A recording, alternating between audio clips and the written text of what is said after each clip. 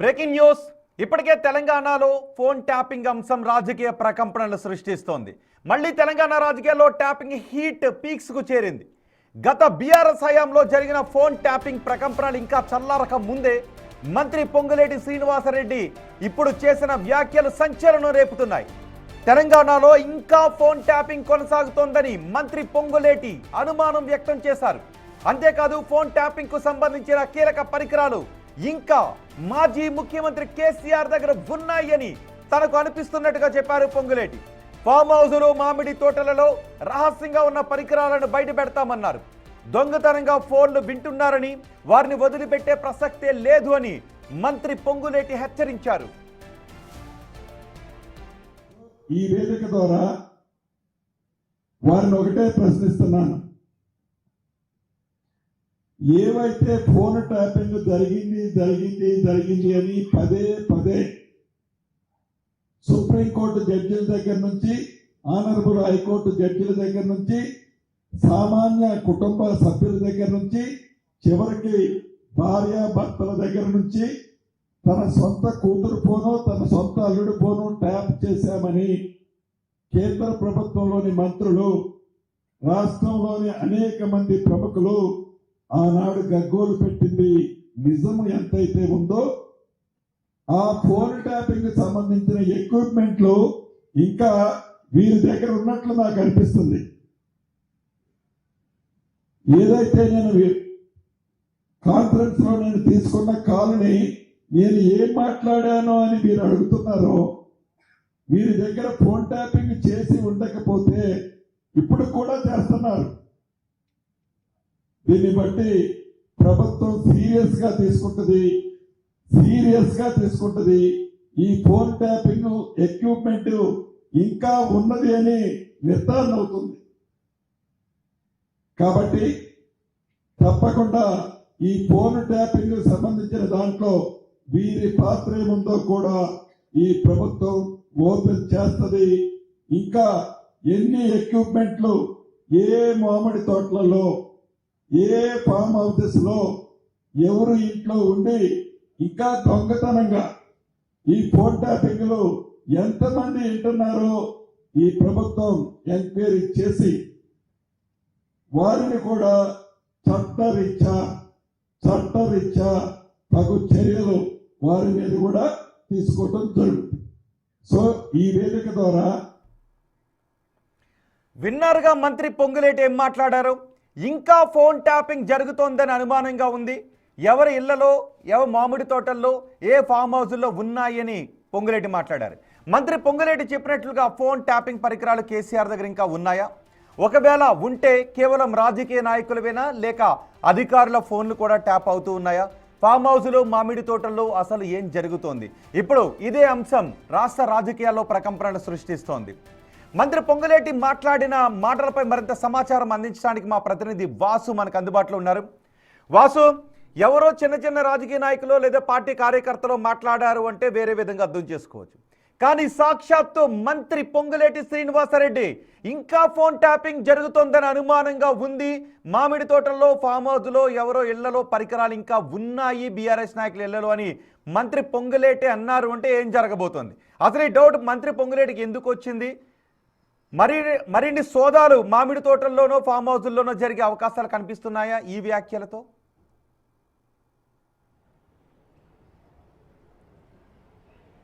మొత్తం మీద మంత్రి పొంగులేటి చేసిన వ్యాఖ్యలు ప్రస్తుతం సంచలనం కలిగిస్తూ ఉన్నాయి. మరొకసారి ఫోన్ ట్యాపింగ్ విషయంలో కూడా ఆయన కీలక వ్యాఖ్యలు చేశారు.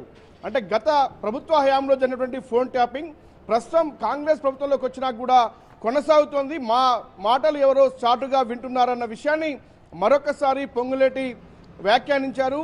అంటే ఎవరి ఫామ్ హౌజుల్లో, ఎవరి తోటల్లో అవి ఉన్నావో అవన్నీ త్వరలోనే బయటికి తీస్తాం ఆ పరికరాలు. ఎందుకంటే గతంలో ఇజ్రాయిల్ నుంచి ఈ యొక్క ఫోన్ ట్యాపింగ్ పరికరాలు కొనుక్కొచ్చి ఇక్కడ హైదరాబాద్లో ఉంచినటువంటి నేపథ్యంలో కూడా పెద్ద ఎత్తున కూడా ఎస్ఐబికి సంబంధించినటువంటి అధికారులు ఫోన్లు ట్యాప్ చేశారు. ఈ కేసు విచారణ కొనసాగుతోంది. చాలామందిని ఇప్పటికే ఈ కేసులో కేసీఆర్తో పాటు కేటీఆర్, హరీష్ రావుతో పాటు ఇతర పోలీస్ అధికారులను అరెస్ట్ చేశారు. దీంట్లో అప్పటి ఎస్ఐబి చీఫ్గా ఉన్నటువంటి ప్రభాకర్ రావు సంబంధించి ఆయన 20 నెలల పాటు అమెరికాలో ఉన్నటువంటి నేపథ్యం.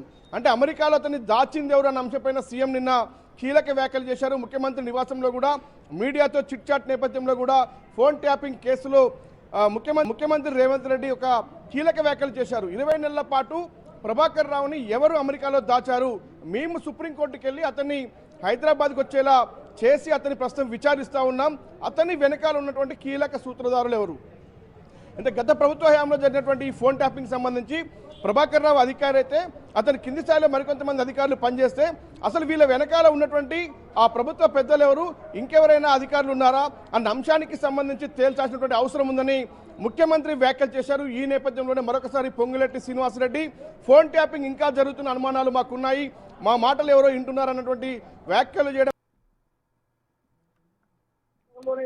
బయటికి తెస్తామన్నటువంటి వ్యాఖ్యలు ఇంకా సంచలనం కనిపిస్తా ఉన్నాయి. అంటే ఫోన్ ట్యాపింగ్ పరికరాలు ఇంకా ఉన్నాయా, ఎక్కడెక్కడ పరికరాలు పెట్టి ఫోన్ ట్యాపింగ్ చేశారు. ఎందుకంటే గత ఎన్నికల నేపథ్యంలో ఎక్కడైతే అధికార పార్టీకి ఇబ్బందికరంగా ఉన్నటువంటి ప్రాంతాల్లో ఈ ఫోన్ ట్యాపింగ్ మిషనరీస్ పెట్టి కూడా కొంతమంది ఎమ్మెల్యేలు ఇచ్చినటువంటి సూచనల మేరకు కొంతమంది వ్యాపారులు నిజానికి గత ప్రభుత్వ హయాంలో ఫోన్ ట్యాపింగ్ జరిగింది అంటే అధికారులు అందరూ అధికార పార్టీ చేతుల్లో ఉంటారు కాబట్టి జరిగే అవకాశం ఉంటుంది అని భావిస్తారు. దానికి సంబంధించిన ఆధారాలు ఉంటాయి. కానీ ఇప్పుడు బీఆర్ఎస్ అధికారంలో లేదు, కానీ వాళ్ళ దగ్గర ఇంకా పరికరాలు ఉన్నాయి అనే అనుమానాన్ని పొంగులేటి వ్యక్తం చేశారు. నిన్న ముఖ్యమంత్రి రేవంత్ రెడ్డి చిట్ చాట్లో కూడా ఫోన్ ట్యాపింగ్ ప్రస్తావన మాట్లాడారు. ఇవాళ పొంగులేటి ఎక్కడెక్కడ ఉన్నాయనే ప్రదేశాల గురించి మాట్లాడారు. అంటే రాబోయే రోజుల్లో కొత్త విషయాలు బయటకు రాబోతూ ఉన్నాయి, కొత్త దాడులు అధికారులు సెర్చ్ ఆపరేషన్స్ జరగబోతున్నాయని అనుకోవచ్చా? ఎస్, ఖచ్చితంగా నిన్న ముఖ్యమంత్రి రేవంత్ రెడ్డి చేసిన వ్యాఖ్యలకు సంబంధించి కూడా ఎవరైతే ప్రధాన సూత్రధారులు ప్రభాకర్ రావుని దాదాపు 20 నెలల పాటు అమెరికాలో దాచారు. ఎందుకంటే ఈ పరికరాలకు సంబంధించి ఇజ్రాయెల్ నుంచి తెచ్చిన పరికరాలు అనఫిషియల్, ఎవరి ఫోన్లైనా ఎలానైనా వినే విధంగా తెచ్చినటువంటి పరికరాలు. కాబట్టి ఈ పరికరాలు అంటే మూసీలో వేసినటువంటి సీడీలతో పాటు ఎస్ఐబిలో ధ్వంసం చేసినటువంటి ఏదైతే మిషనరీతో పాటు అవి కాకుండా ఇంకా ఉన్నాయా అన్న అనుమానాలు పొంగులేటి వ్యాఖ్యలతో కూడా బలపడతా ఉన్నాయి.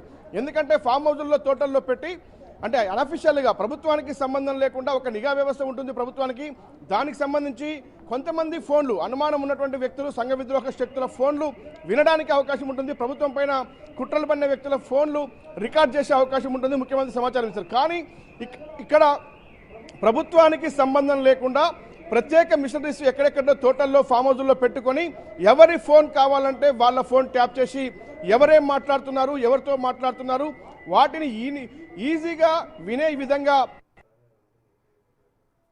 చూస్తా ఉంటే, ఎందుకంటే ఇటీవల కాలంలో మున్సిపల్ ఎన్నికల నేపథ్యంలో కూడా బీఆర్ఎస్ పార్టీ ఏదైతే ప్రచారంలో కానీ చేస్తున్నట్టు వ్యాఖ్యల విషయంలో కానీ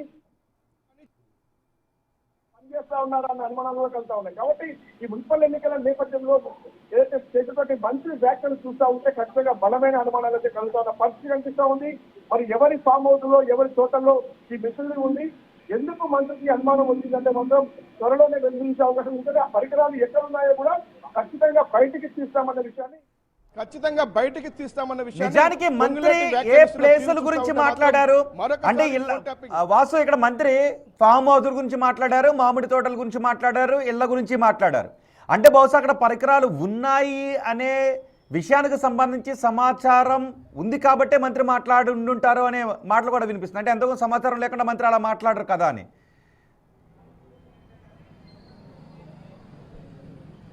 ఎస్, ఇప్పుడు ఖచ్చితంగా కూడా ఇన్వెస్టిగేషన్ కొనసాగుతోంది, చాలా పెద్ద ఎత్తున కూడా దర్యాప్తు సాగుతుంది. మాజీ ముఖ్యమంత్రి కేసీఆర్ని విచారించారు, అప్పటి ఉన్నటువంటి మంత్రులకు సంబంధించి హరీష్ రావు, కేటీఆర్తో పాటు సంతోష్ రావుని విచారించారు. అంటే ప్రభుత్వంలో చాలా కీలకంగా ఉన్నటువంటి వ్యక్తులు. కానీ ఇప్పుడు కూడా అంటే కాంగ్రెస్ ప్రభుత్వం వచ్చింది, ఒక కేసు ఇన్వెస్టిగేషన్ జరుగుతుంది. ఈ సమయంలో మళ్ళీ తిరిగి అధికార పార్టీలో ఉన్నటువంటి మంత్రుల ఫోన్లు ట్యాపింగ్ జరుగుతుంది, ట్యాప్ చేస్తూ ఉన్నారు, వింటా ఉన్నారు అనేటువంటి వ్యాఖ్యలు ఇంకా సంచలనం కలిగిస్తున్నాయి. అంటే ఈ అనుమానం మంత్రికి ఎందుకు వచ్చిందంటే మాత్రం ఎన్నికల సమయంలో అంటే గతంలో కూడా ఎన్నికల సమయంలోనే ఇదంతా జరిగింది. నగదు బదిలీకి సంబంధించి కావచ్చు, లేదంటే వ్యాపారులు ఎవరికి ఇన్వెస్ట్ చేస్తున్నారు కావచ్చు, లేదంటే రకరకాలుగా కొంతమందిని బ్లాక్మెయిల్ చేసి పార్టీకి పెట్టుబడులు పెట్టిన అంశానికి సంబంధించి కూడా గత ఆరోపణలు ఉన్నాయి. ఎందుకంటే గతంలో బీఆర్ఎస్ పార్టీకి సంబంధించి కొన్ని వేల కోట్ల రూపాయలు ఎలక్టరల్ బాండ్స్ రూపంలో కూడా ఏదైతే పెట్టుబడి పెట్టిన నేపథ్యానికి సంబంధించి అవన్నీ కూడా ఫోన్ ట్యాపింగ్ ద్వారానే సేకరించారన్న ఆరోపణలు వినిపించాయి. కాబట్టి ఇప్పుడు కూడా మున్సిపల్ ఎన్నికల నేపథ్యంలో కూడా ఫోన్ ట్యాపింగ్ చేసి మళ్ళీ అన్నీ వింటా ఉన్నారా, ప్రభుత్వం ఏం చేస్తుంది, ఏ మున్సిపల్ ఎన్నికలకు ఎక్కడ పనిచేస్తూ ఉంది అన్న అంశానికి సంబంధించి వింటున్నారని అనుమానం మంత్రికి కలిగిందంటే అంటే సాదాసీదా వ్యక్తులు ఏదో మండల స్థాయి లీడర్లు లేదంటే కార్యకర్తల స్థాయి లీడర్లు మాట్లాడితే పెద్దగా పట్టించుకోవాల్సిన అవసరం లేదు. కానీ ఇక్కడ ఏకంగా ఒక మంత్రి సీనియర్గా ఉన్నటువంటి నాయకుడు పొంగులేటి శ్రీనివాసరెడ్డి చేసినటువంటి ఫోన్ ట్యాపింగ్ వ్యాఖ్యలు ఇంకా ఫోన్ ట్యాపింగ్ జరుగుతుంది రాష్ట్రంలో అని అనుమానం మాకుంది అన్న విషయం ఆయన చాలా స్పష్టంగా చెప్పడం జరిగింది. అంటే ఖచ్చితంగా కూడా మరి భవిష్యత్తులో ఫోన్ ట్యాపింగ్ కేసులో కీలక సమాచారం ఏమైనా ఉందా, ఎందుకంటే ఇప్పటిదాకా దొరికినటువంటి ఆధారాలు ఇప్పటిదాకా లభించినటువంటి వివరాలు కాకుండా ఇంకేమైనా కొత్తగా ఇన్వెస్టిగేషన్ చేస్తున్నటువంటి సిట్ టీం సజ్జనార్ నేతృత్వంలో కొనసాగుతున్నటువంటి ఇన్వెస్టిగేషన్ టీంకు ఇంకేమైనా ఆధారాలు లభించాయా, ఎందుకు మంత్రి పొంగులేటి ఇంత ఘాటు వ్యాఖ్యలు చేయాల్సినటువంటి పరిస్థితి ప్రస్తుతం దాపురించిందంటే ఎందుకంటే గతంలో చూసాం సినిమా ఇండస్ట్రీకి సంబంధించినటువంటి కుటుంబ సభ్యుల ఫోన్లు, నేతలకు సంబంధించినటువంటి కుటుంబ సభ్యుల ఫోన్లు రీసెంట్గా నేతలు మాట్లాడుతున్నారు, భార్యాభర్తల ఫోన్లు కూడా విన్నటువంటి నేపథ్యానికి సంబంధించి ముఖ్యమంత్రి కూడా ఘాటు వ్యాఖ్యలు చేశారు. ఇందులో ఉన్నటువంటి అధికారులు దేశం విడిచి పారిపోవాల్సిన పరిస్థితి ఎందుకు ఏర్పడింది, 20 నెలల పాటు ప్రభాకర్ రావుని అక్కడ ఎందుకు దాచారంటే ఖచ్చితంగా తప్పు చేశారు, ఖచ్చితంగా దీంట్లో క్లియర్ ఎవిడెన్స్ ఉంది కాబట్టి ఎక్కడ కూడా ఆయన రాకుండా ఉండేది ప్రయత్నాలు సాగించారు. కానీ ఆ సమయంలో ప్రభుత్వం ఖచ్చితంగా కూడా సుప్రీంకోర్టుకు వెళ్ళి ప్రభాకర్ రావును హైదరాబాద్ రప్పించే ప్రయత్నాలు చేశాం. ఆ తర్వాత ఇన్వెస్టిగేషన్ ఇప్పుడు ప్రస్తుతం ఏదైతే గత 3 నెలలుగా ఇన్వెస్టిగేషన్ స్పీడప్ అయింది. ఈ నేపథ్యంలోనే కేసీఆర్ కు కూడా నోటీసులు జారీ చేసి విచారించారు. కానీ ఇప్పుడు పొంగులేటి శ్రీనివాసరెడ్డి చేస్తున్న వ్యాఖ్యలు చూస్తూ ఉంటే అంటే సిట్కు కానీ లేదంటే ప్రభుత్వానికి కానీ ఏదైనా అత్యంత విశ్వసనీయమైన సమాచారం ఏమైనా లభించిందా, పొంగులేటి శ్రీనివాసరెడ్డికి సంబంధించి కూడా ఇంకా ఫోన్ ట్యాపింగ్ తెలంగాణలో కొనసాగుతుంది, మా ఫోన్లు ఎవరో చాటుగా వింటా ఉన్నారు, ఆ గుట్టు త్వరలోనే విప్తాం, ఏ ఫామ్ హౌస్ లో ఏ తోటల్లో పరికరాలు ఉన్నాయో వెలికి తీస్తామన్న వ్యాఖ్యలు మాత్రం ప్రస్తుతం రాష్ట్రంలో సంచలనం కలిగిస్తా ఉన్నాయి. రైట్ వాసు, ఫోన్ ట్యాపింగ్ విషయానికి సంబంధించి మంత్రి పొంగులేటి శ్రీనివాసరెడ్డి మరో సంచలన వ్యాఖ్యలు చేశారు. ఇప్పటికీ ఫోన్ ట్యాపింగ్ జరుగుతోంది, బీఆర్ఎస్ నేతలు అధికారంలో ఉన్నప్పుడు తెప్పించుకున్న పరికరాలను రహస్యంగా వాళ్ళ ఫామ్ హౌస్లో, మామిడి తోటల్లో, కొంతమంది ఇళ్లలో పెట్టి ఫోన్ ట్యాపింగ్కి పాల్పడుతున్నారు అని పొంగులేటి శ్రీనివాసరెడ్డి ఆరోపించారు. త్వరలో అన్ని వివరాలు బయటకు వస్తాయన్నారు. ఒకసారి పొంగులేటి ఏం మాట్లాడారో చూద్దాం. ఈ వేదిక ద్వారా వారిని ఒకటే ప్రశ్నిస్తున్నాను,